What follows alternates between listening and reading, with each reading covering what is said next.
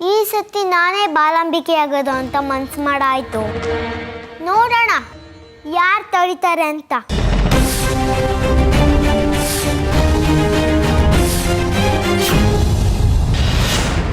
ಮಗು ಹಿರಣ್ಮಯಿ ಹಿರಣ್ಮಯಿ ಹಿರಣ್ಮಯಿ ಹಿರಣ್ಮಯಿ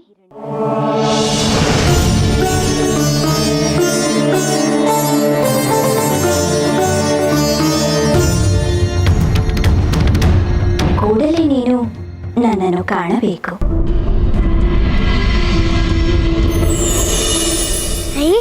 ಅಮ್ಮ ನನ್ನ ಕರೀತಾ ಇದ್ದಾರೆ. ಇರೇ ತಾಯಿ ಬಂದೆ.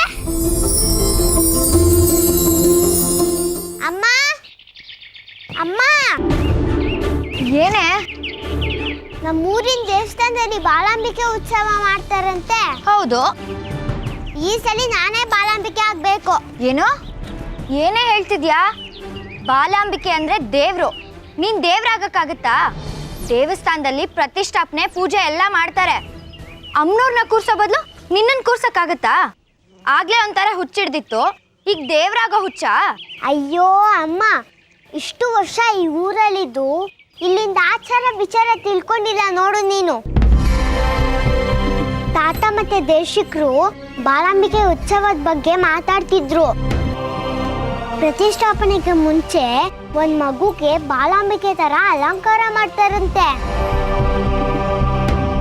9 ದಿನ ಅವರಿಗೆ ಪೂಜೆ ಅಲಂಕಾರ ಎಲ್ಲ ಮಾಡ್ತಾರೆ ಅಂತ ದೇಶಿಕರು ಹೇಳಿದ್ರು. ಏನೋಮ್ಮ, ಈಗ್ಲೂ ನೀನ್ ಹೇಳಿರೋದು ನಂಗೆ ಏನು ಅರ್ಥ ಆಗ್ತಿಲ್ಲ. ಅಲಂಕಾರ ಮಾಡ್ಲಿ ಪೂಜೆ ಮಾಡ್ಲಿ ಅದಕ್ಕೇನಿವಾಗ? ಆ ಮಗು ಈ ಸಲ ನಾನೇ ಆಗ್ಬೇಕು. ಬಾಲಾಂಬಿಕೆ ಆಗಿ ನಾನೇ ಪೂಜೆ ಮಾಡಿಸ್ಕೋಬೇಕು, ಉತ್ಸವನು ಮಾಡಿಸ್ಕೋಬೇಕು. ಅದಕ್ಕೆ ನಿನ್ನ ಹತ್ರ ಬಂದು ಹೇಳ್ತಾ ಇರೋದು. ದೇವಸ್ಥಾನದ ಆಡಳಿತ ನಿಮ್ ತಾತಂದು, ಉಸ್ತುವಾರಿ ನಿಮ್ಮ ಅಪ್ಪಂದು. ಅವರಿಬ್ಬರನ್ನ ಕೇಳೋ ಬದಲು ನನ್ನನ್ನು ಕೇಳ್ತಿದ್ಯಲ್ಲ. ಏನಂತೆ ನನ್ನ ಮಗಳದು ಹೊಸ ರಾಗ? ಅದೇನೋ ಬಾಲಾಂಬಿಕಾ ಉತ್ಸವ ಅಂತೆ, ಇವಳು ಬಾಲಾಂಬಿಕೆ ಆಗ್ಬೇಕಂತೆ. ಅದೇನೋ ನೀವೇ ಕೇಳ್ಕೊಳ್ಳಿ. ಈ ಸರ್ತಿ ಬಾಲಾಂಬಿಕೆ ಉತ್ಸವ ನಡೆಯುತ್ತೆ. ಹಾಗೆಲ್ಲ ಯಾರ್ಯಾರೋ ಬಾಲಾಂಬಿಕೆ ಆಗಕ್ಕಾಗಲ್ಲ. ಅದಕ್ಕೆ ಅಂತ ಒಂದು ಸ್ಪರ್ಧೆ ಇಡ್ತಾರೆ. ಅದಕ್ಕೆ ನೀತಿ ನಿಯಮಗಳಿರುತ್ತೆ. ಅದೆಲ್ಲ ದೇವ್ರ ವಿಷಯಕ್ಕೆ ಸಂಬಂಧಪಟ್ಟಿದ್ದು. ಆ ಸ್ಪರ್ಧೆಯಲ್ಲಿ ಯಾರು ವಿಜೇತರಾಗ್ತಾರೋ ಅವ್ರನ್ನ ಬಾಲಾಂಬಿಕೆಯಾಗಿ ಮಾಡ್ತಾರೆ. ಅಪ್ಪ, ಸ್ಪರ್ಧೆ ಇಟ್ರೆ ಹಿರಣ್ಮಯಿನೇ ಬರ್ತಾಳೆ, ಅವಳೇ ಗೆಲ್ತಾಳೆ. ಹಿಂದೆ ಹಾಡಿನ ಸ್ಪರ್ಧೆಯಲ್ಲಿ, ಓಡೋ ಸ್ಪರ್ಧೆಯಲ್ಲಿ ನಾನು ಎಷ್ಟೇ ಪ್ರಯತ್ನ ಪಟ್ರೇನೋ ಅವಳನ್ನ ಸೋಲ್ಸಕ್ಕಾಗ್ಲಿಲ್ಲ. ಸ್ಪರ್ಧೆನೇ ಬೇಡ, ಅದು ನಮ್ಮ ದೇವಸ್ಥಾನ ಅಲ್ವಾ? ನೀವೆಲ್ಲ ಹೇಳಿದ್ರೆ ನಾನೇ ಬಾಲಾಂಬಿಕೆ ಆಗ್ಬಹುದಲ್ವಾ? ಅಷ್ಟು ಅಧಿಕಾರ ಇಲ್ವಾ ನಿಮಗೆ? ಈಗೇನು, ನೀನು ಬಾಲಾಂಬಿಕೆ ಆಗಬೇಕು ಅಷ್ಟೇ ತಾನೆ? ನಿನ್ನ ಆಸೆನ ಪೂರೈಸೋ ಜವಾಬ್ದಾರಿ ನಂದು. ಆದರೆ ಸ್ಪರ್ಧೆ ಇಲ್ಲದೆ ನಿನ್ನನ್ನು ಬಾಲಾಂಬಿಕೆ ಅಂತ ಘೋಷಣೆ ಮಾಡೋದಕ್ಕಾಗಲ್ಲ.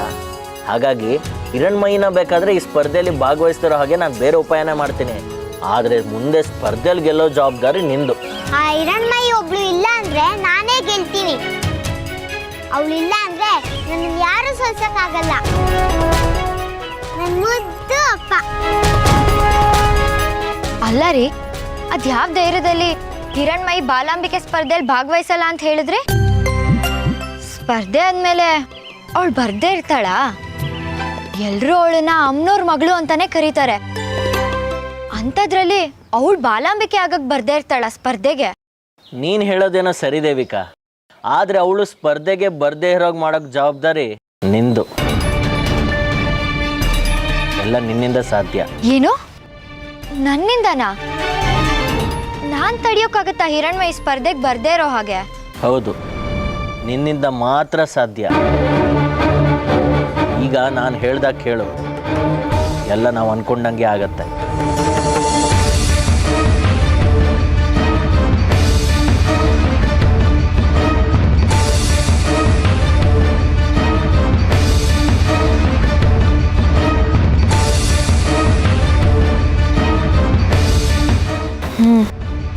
ನೋಡೋಣ, ನಮ್ಮ ಮಗಳಿಗೋಸ್ಕರ ನಾನು ಪ್ರಯತ್ನ ಮಾಡ್ತೀನಿ. ಆದರೆ ಅವ್ರ ತಾಯಿಗೆ ಅಷ್ಟೊಂದೆಲ್ಲ ಅವಮಾನ ಆಗಿದೆ.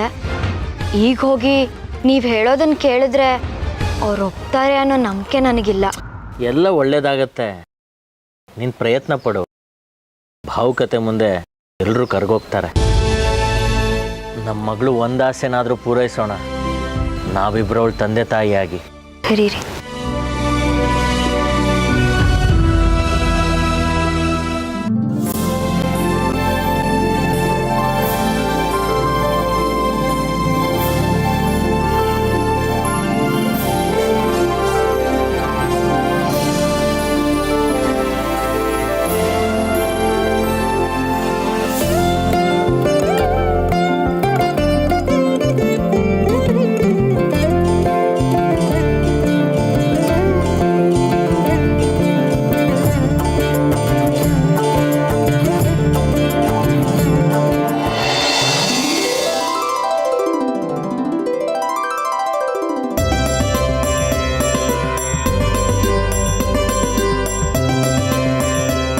ಹೇಳು ತಾಯಿ, ನನ್ನ ಬರಕ್ ಹೇಳಿದ್ಯಲ್ಲ, ಮುಂದಿನ ಕಾರ್ಯಭಾರ ಏನು? ಪಂಚಲಿಂಗಗಳಲ್ಲಿ ಇನ್ನೊಂದು ಬಾಕಿ ಉಳಿದಿರೋ ಒಂದೇ ಒಂದು ಲಿಂಗ ಹೇಗ್ ತರೋದು? ನನ್ನ ಮುಂದಿನ ಕೆಲಸ ಅದೇ ಅಲ್ವಾ? ಈ ಆಷಾಢ ನವರಾತ್ರಿಯಲ್ಲಿ ವಿಶೇಷ ಪೂಜೆ ಮತ್ತು ಉತ್ಸವಗಳು ನಡೆಯುತ್ತೆ ಈ ಧರ್ಮಕ್ಷೇತ್ರದಲ್ಲಿ. ಆಗ ಬಾಲಾಂಬಿಕೆಯನ್ನು ಕೂರಿಸಿ ಮೆರವಣಿಗೆ ಮಾಡಿಸಿ ನನಗೆ ಸಲ್ಲುವ ಅರ್ಚನೆಗಳು, ಪೂಜೆಗಳು, ಮೆರವಣಿಗೆಗಳು ಬಾಲಾಂಬಿಕೆಗೆ ಸಲ್ಲುತ್ತೆ. ಆ ಬಾಲಾಂಬಿಕೆಯಾಗೋಕೆ ನಿನ್ನ ವಯಸ್ಸಿನ ಮಕ್ಕಳೇ ಆಗಬೇಕು. ಅದಕ್ಕೋಸ್ಕರ ಇಲ್ಲಿ ಭಕ್ತಿಯ ಅನೇಕ ಸ್ಪರ್ಧೆಗಳು ಏರ್ಪಡಿಸ್ತಾರೆ. ಅದರಲ್ಲಿ ನೀನು ಭಾಗವಹಿಸಬೇಕು. ನೀನು ಬಾಲಾಂಬಿಕೆಯಾಗಬೇಕು. ಯಾಕಂದ್ರೆ ನೀನು ನನ್ನ ಅಂಶ, ನೀನೇ ಶ್ರೀಚಕ್ರಧಾರಿಣಿ. ಈ ಸ್ಪರ್ಧೆಯಲ್ಲಿ ಗೆದ್ದರೆ ಪಂಚಲಿಂಗವನ್ನು ತರೋದಕ್ಕೆ ನಿನ್ನ ಮಾರ್ಗ ಸುಲಭವಾಗತ್ತೆ. ಇದರಲ್ಲಿ ನೀನು ಬಾಲಾಂಬಿಕೆಯಾದರೆ ನನಗೆ ಸಲ್ಲುವ ಪೂಜಾ ವಿಧಿವಿಧಾನಗಳನ್ನು ಪೂರೈಸಿಕೊಂಡರೆ ಪಂಚಲಿಂಗಗಳಲ್ಲಿ ಕೊನೆ ಲಿಂಗವನ್ನು ತರೋದಕ್ಕೆ ನೀನು ಅರ್ಹಳಾಗಬಹುದು. ಹಾಗಾಗಿ ನೀನು ಈ ಸ್ಪರ್ಧೆಯಲ್ಲಿ ಭಾಗವಹಿಸಲೇಬೇಕು ಹಿರಣ್ಮಯಿ. ಇದು ನನ್ನ ಆಸೆ ಕೂಡ. ಆಗ್ಲಿ ಮಹಾತಾಯಿ, ನೀನು ಹೇಳೋದನ್ನು ನಡೆಸ್ಕೊಡೋದು ನನ್ನ ಕರ್ತವ್ಯ. ಪಂಚಲಿಂಗಗಳು ಕೂಡಿದ್ರೆ ಶ್ರೀಚಕ್ರ ದರ್ಶನವಾಗುತ್ತೆ. ನಿನ್ನಲ್ಲಿರೋ ಶ್ರೀಚಕ್ರ ಹೊರಗೆ ಬರುತ್ತೆ. ಅದೆಲ್ಲ ಶೀಘ್ರದಲ್ಲೇ ಆಗಬೇಕು ಮಗಳೇ. ಆಗ ಲೋಕ ಕಲ್ಯಾಣವಾಗತ್ತೆ. ಸ್ಪರ್ಧೆಗೆ ಎಲ್ಲ ಸಿದ್ಧತೆಗಳನ್ನು ಮಾಡ್ಕೊ ಮಗಳೇ. ನನ್ನ ಆಶೀರ್ವಾದ ಸದಾ ನಿನ್ನ ಮೇಲಿರುತ್ತೆ. ನಿನಗೆ ಶುಭವಾಗಲಿ, ಜಯವಾಗಲಿ.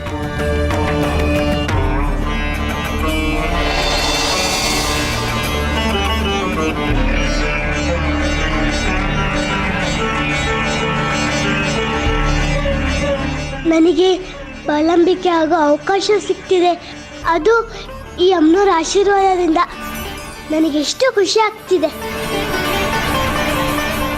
ಇದು ನನಗೆ ಮಹಾತಾಯಿ ಕೊಡ್ತಿರೋ ಹೆಚ್ಚಿನ ಆಶೀರ್ವಾದ.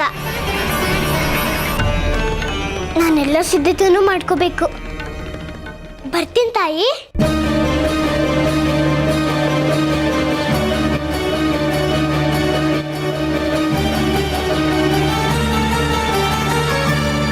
ರಶ್ಮಿ ಅವರೇ, ಅಜ್ಜಿ, ರಶ್ಮಿ ಅವರೇ, ರಶ್ಮಿ ಅವರೇ.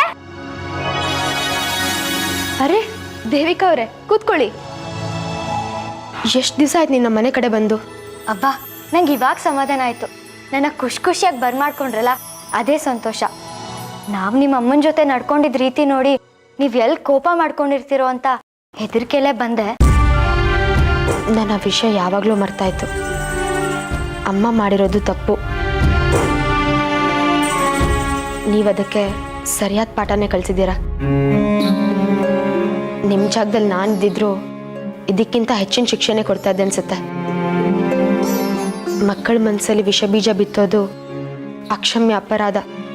ನಾವೇನವ್ರನ್ನ ಏಕಾಏಕಿ ದಂಡಿಸ್ಲಿಲ್ಲ, ಸಮಾಧಾನವಾಗೇ ಹೇಳಿ ನೋಡಿದ್ವಿ. ಆದರೆ ಅವ್ರು ಕೇಳಿಲ್ಲ. ನಮ್ಮ ಯಜಮಾನರಿಗೆ ಕೆಟ್ಟದಾಗಿ ಮಾತಾಡ್ಬಿಟ್ರು. ಅದು ಅಲ್ಲದೆ ಸೌಗಂಧಿ ಮಾಡಿದ್ದೇ ತಪ್ಪು ಅಂತ ವಾದಿಸಿದ್ರು. ಅದಕ್ಕೆ ನಮ್ಮ ಯಜಮಾನರು ಸ್ವಲ್ಪ ಹೊರಟಾಗಿ ನಡ್ಕೊಂಡ್ರು.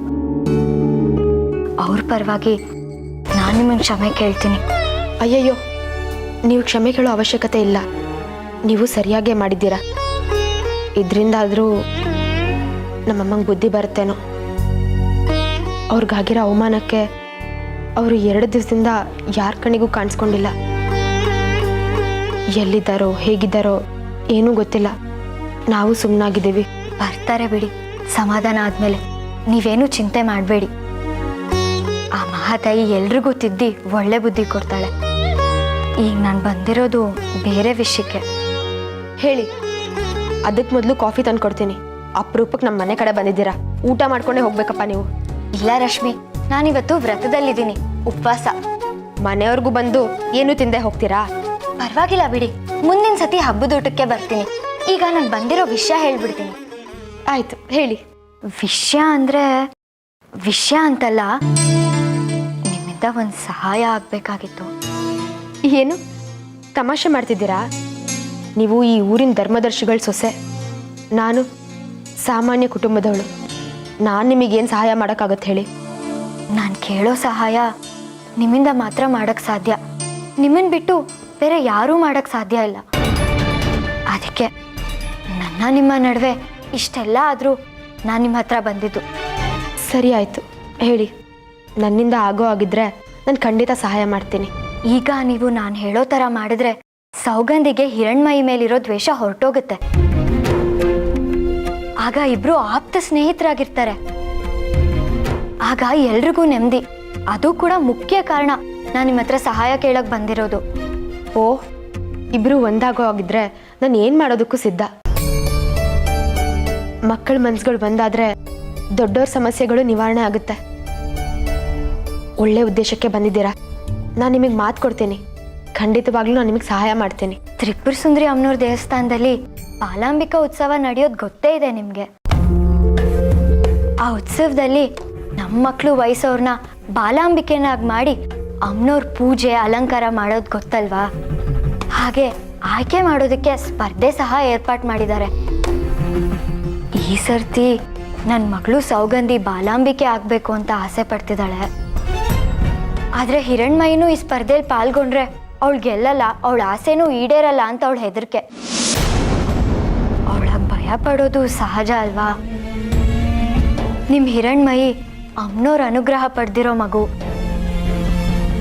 ಯಾವುದೇ ಸ್ಪರ್ಧೆಯಲ್ಲೂ ಅವಳನ್ನ ಸೋಲ್ಸೋದಕ್ಕೆ ಯಾರಿಂದ ಸಾಧ್ಯ ಹೇಳಿ? ಅದು ಅವಳ ಅದೃಷ್ಟ. ಅಮ್ಮನವ್ರ ಆಶೀರ್ವಾದ ಅವಳ ಮೇಲೆ ಇರೋದು ಅವಳ ಪುಣ್ಯ. ಅದಕ್ಕೆ ಅವಳು ಸ್ಪರ್ಧೆಯಲ್ಲಿ ಭಾಗವಹಿಸ್ತಾ ಇರೋ ಹಾಗೆ ನೀವು ನೋಡ್ಕೋಬೇಕು. ಆಗ್ಲೇ ಸೌಗಂಧಿ ಸ್ಪರ್ಧೆಯಲ್ಲಿ ಗೆಲ್ಲೋಕ್ಕಾಗೋದು, ಬಾಲಾಂಬಿಕೆ ಆಗೋಕ್ಕಾಗೋದು. ಇದೆ ನಾನು ನಿಮ್ಮ ಹತ್ರ ಕೇಳ್ತಿರೋ ಸಹಾಯ. ಅಯ್ಯಯ್ಯೋ, ಎಂಥ ಇಕ್ಕಟ್ಟಿನಲ್ಲಿ ಸಿಕ್ಕಾಕ್ಸಿದ್ದೀರಾ ನೀನು ನನ್ನ. ನಮ್ಮ ಹಿರಣ್ಮಯಿ ಕೂಡ ಇನ್ನೂ ಚಿಕ್ಕ ಮಗು. ಇಂಥದಕ್ಕೆಲ್ಲ ಅವಳು ಆಸೆ ಪಡೋದು ಸಹಜ ಅಲ್ವಾ? ಅದು ಅಲ್ಲದೆ ನಮ್ಮನೇಲೂ ಎಲ್ಲರಿಗೂ ಆಸೆ ಇರುತ್ತೆ ಅವಳನ್ನ ಬಾಲಾಂಬಿಕೆ ಆಗಿ ನೋಡಬೇಕು ಅಂತ. ಅವರೆಲ್ಲ ಏನು ಅನ್ಕೋಬೋದು, ನಾನು ಹಿರಣ್ಮಯಿ ಸ್ಪರ್ಧೆಯಲ್ಲಿ ಭಾಗವಹಿಸೋದು ಬೇಡ ಅಂದರೆ? ಮನೆಯವ್ರ ವಿರುದ್ಧ ನಾನು ನಿರ್ಧಾರ ತಗೊಳಕ್ಕಾಗಲ್ಲ. ದಯವಿಟ್ಟು ಕ್ಷಮಿಸಿ. ನಮ್ಮ ಮಕ್ಕಳು ಸ್ನೇಹಿತರಾಗಿ ಚೆನ್ನಾಗಿರ್ತಾರೆ ಅಂದರೆ ಏನು ಬೇಕಾದರೂ ಮಾಡ್ತೀನಿ ಅಂತ ಮಾತು ಕೊಟ್ಟಿದ್ದೀರಾ? ಮಾತು ಕೊಟ್ಟಿದ್ದೆ ಹೌದು, ಆದರೆ ನೀವು ಇಂಥ ಧರ್ಮ ಸಂಕಟಕ್ಕೆ ಸಿಕ್ಕಾಕ್ಸ್ತೀರಾ ಅಂತ ತಿಳ್ಕೊಂಡಿರಲಿಲ್ಲ. ನೀವು ನಮ್ಮ ಮನೆಗೆ ಬಂದು ಸಂತೋಷದಲ್ಲಿ ಹಾಗೆ ಹೇಳ್ಬಿಟ್ಟೆ. ನಮ್ಮ ಹಿರಣ್ಮಯಿ ಆಸೆನೂ ಬಾಲಾಂಬಿಕೆ ಆಗೋದೇ ಆಗಿದ್ರೆ ನಾನು ಅವಳನ್ನ ಹೇಗೆ ತಡೀಲಿ? ಹಿರಣ್ಮಯಿಗೆ ಇದೆಲ್ಲ ದೊಡ್ಡ ವಿಷಯನೇ ಅಲ್ಲ. ಅವಳು ಈ ಸ್ಪರ್ಧೆಯಲ್ಲಿ ಭಾಗವಹಿಸಿ ಬಾಲಾಂಬಿಕೆ ಆಗಿ ಗೆದ್ದು ಗೌರವ ಪಡಿಬೇಕು ಅಂತ ಇಲ್ವೇ ಇಲ್ಲ. ಈಗಾಗಲೇ ಅವಳು ದೈವಾನುಗ್ರಹ ಪಡೆದು ಮಗು ಅಂತ ಹೆಸರಾಗಿದ್ದಾಳೆ. ಹಾಗೆ ಜನನೂ ಭಾವಿಸ್ತಾರೆ. ದೇವಸ್ಥಾನದ ಧರ್ಮದರ್ಶಿಗಳ ಮೊಮ್ಮಗಳು ಬೇರೆ. ಬಾಲಾಂಬಿಕೆಯಾಗಿ ಅವಳೇ ಗೆದ್ದಿಲ್ಲ ಅಂದರೆ ಇನ್ನೂ ಅವಮಾನ ಆಗಿ ಕೆರಳು ಬಿಡ್ತಾಳೆ. ಈಗಾಗಲೇ ಒಂದ್ಸರಿ ಹುಚ್ಚಿಯಾಗಿದ್ದಾಳೆ. ಬದಲಿಗೆ ಅವಳೇ ಈ ಸ್ಪರ್ಧೆ ಗೆದ್ಬಿಟ್ರೆ ಅವಳ ಹಠುಮಾರಿತನ ಆದರೂ ಬಿಡ್ಬೋದು. ಆ ವರ್ಟತನನ ಬದಲಾಯಿಸ್ಕೋಬೋದು. ಬಾಲಾಂಬಿಕೆ ಆದ ಕಾರಣ ಅಮ್ಮನವ್ರವಳಿಗೆ ಒಳ್ಳೆ ಬುದ್ಧಿನೂ ಕಲಿಸ್ಬೋದು. ಹೀಗೆ ಏನೇನೋ ಕನಸು ನಮ್ಮದು. ಅದಕ್ಕೆ ಸೌಜನ್ಯ ಬಿಟ್ಟು ನಾನು ನಿಮ್ಮ ಹತ್ರ ಸಹಾಯ ಕೇಳಕ್ಕೆ ಬಂದಿದ್ದೀನಿ. ವರ ಕೇಳ್ತಿದ್ದೀನಿ ದೇವ್ರನ್ನ. ಈಗ ನೀನೇ ನನ್ನ ಪಾಲಿನ ದೇವ್ರು. ವರ ಕೊಡು ತಾಯಿ.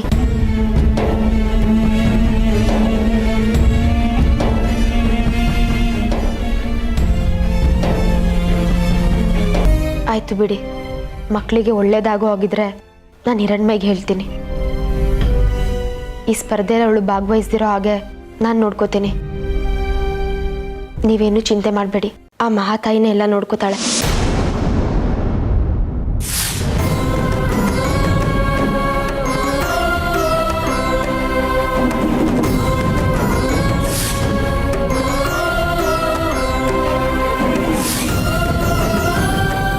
ಆಯ್ತು, ನನಗೆ ಕೆಲಸ ಇದೆ, ನಾನಿನ್ ಬರ್ತೀನಿ.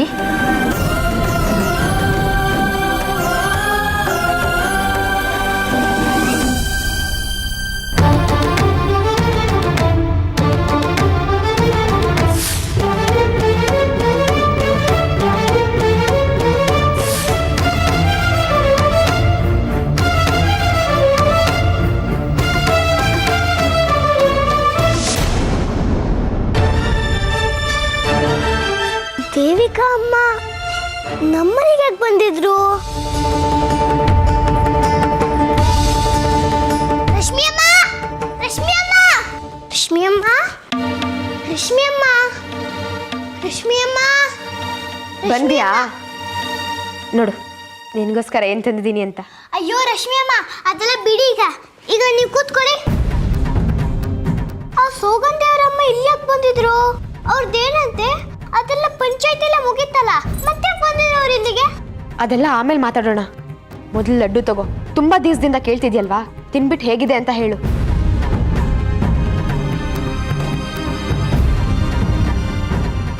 ತಿನ್ನು.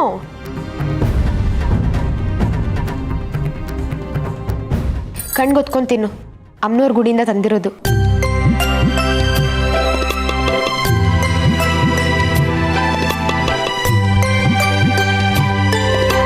ಪುಟ್ಟ, ಈ ಸತಿ ಬಾಲಾಂಬಿಕೆ ಅಮ್ಮನವ್ರನ್ನ ಕೂಡಿಸಿ ಉತ್ಸವ ಮಾಡ್ತಿದಾರಲ್ವಾ, ಅದ್ರ ಬಗ್ಗೆ ಮಾತಾಡೋದಕ್ಕೆ ದೇವಿಕಾ ಅವ್ರು ಬಂದಿದ್ದು. ಈ ಸರ್ತಿ ಸೌಗಂಧಿನೂ ಭಾಗವಹಿಸಿದಾಳಂತೆ. ಅವಳಿಗೂ ಬಾಲಾಂಬಿಕೆ ಆಗಬೇಕು ಅಂತ ಮೊದಲಿಂದನೂ ಆಸೆ ಇದೆಯಂತೆ. ಅವಳಿಗೆ ನಿನ್ನ ಕಂಡ್ರೆ ಹೆದರಿಕೆ. ನೀನು ಭಾಗವಹಿಸಿದ್ರೆ ಅವಳು ಖಂಡಿತ ಗೆಲ್ಲಲ್ಲ ಅಲ್ವಾ? ಹೌದು, ನಾನೇ ಈ ಸತಿ ಬಾಲಾಂಬಿಕೆ, ನಾನೇ ಗೆಲ್ಲೋದು. ಅದು ನಮಗೂ ಗೊತ್ತು ಕಂದ. ಆದ್ರೆ ನೀನು ಈ ಸರ್ತಿ ಬಾಲಾಂಬಿಕೆ ಆಗೋದು ಬೇಡ.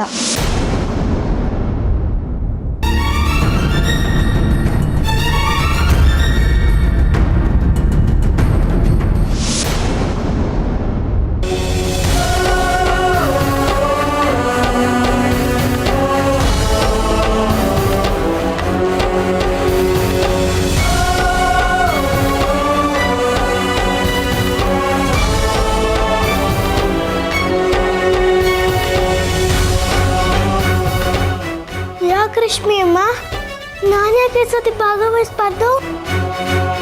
ಆಗ್ಲೇ ಹೇಳದ್ನಲ್ಲ ಕಂದ, ಈ ಸರ್ತಿ ಸೌಗಂಧಿ ಬಾಲಾಂಬಿಕೆ ಆಗ್ಲಿ. ಮುಂದಿನ ವರ್ಷ ನೀನ್ ಆಗುವಂತೆ. ಅವಳ ಆಸೆನ ಈ ವರ್ಷ ನೆರವೇರಿಸ್ಕೊಳ್ಳಿ ಅಲ್ವಾ? ನೀನು ಈ ಸತಿ ಸ್ಪರ್ಧೆಯಲ್ಲಿ ಭಾಗವಹಿಸಬಾರ್ದು ಅಂತ ದೇವಿಕಾ ಅವರೇ ಕೇಳ್ಕೊಂಡು ಮನೆಯವ್ರಿಗೂ ಬಂದಿದ್ರು ಪುಟ್ಟ. ನಾನು ಅವರಿಗೆ ನಿನ್ನ ಪರವಾಗಿ ಮಾತು ಕೊಟ್ಟಾಗಿದೆ, ನಮ್ಮ ಹಿರಣ್ಮಯಿ ಸೌಗಂಧಿಗೋಸ್ಕರ ತ್ಯಾಗ ಮಾಡ್ತಾಳೆ ಅಂತ. ಈ ವರ್ಷ ನೀನು ಸ್ಪರ್ಧೆಯಲ್ಲಿ ಭಾಗವಹಿಸಲ್ಲ ಅಂತಾನೂ ಹೇಳ್ಬಿಟ್ಟಿದ್ದೀನಿ ಪುಟ್ಟ. ನೀನು ಬಾಲಾಂಬಿಕೆಯಾಗಬೇಕು. ಇದರಲ್ಲಿ ನೀನು ಬಾಲಾಂಬಿಕೆಯಾದರೆ ನನಗೆ ಸಲ್ಲುವ ಪೂಜಾ ವಿಧಿವಿಧಾನಗಳನ್ನು ಪೂರೈಸಿಕೊಂಡರೆ ಪಂಚಲಿಂಗಗಳಲ್ಲಿ ಕೊನೆ ಲಿಂಗವನ್ನು ತರೋದಕ್ಕೆ ನೀನು ಅರ್ಹಳಾಗಬಹುದು. ನೀನು ಈ ಸ್ಪರ್ಧೆಯಲ್ಲಿ ಭಾಗವಹಿಸಲೇಬೇಕು ಹಿರಣ್ಮಯಿ. ಇದು ನನ್ನ ಆಸೆ ಕೂಡ.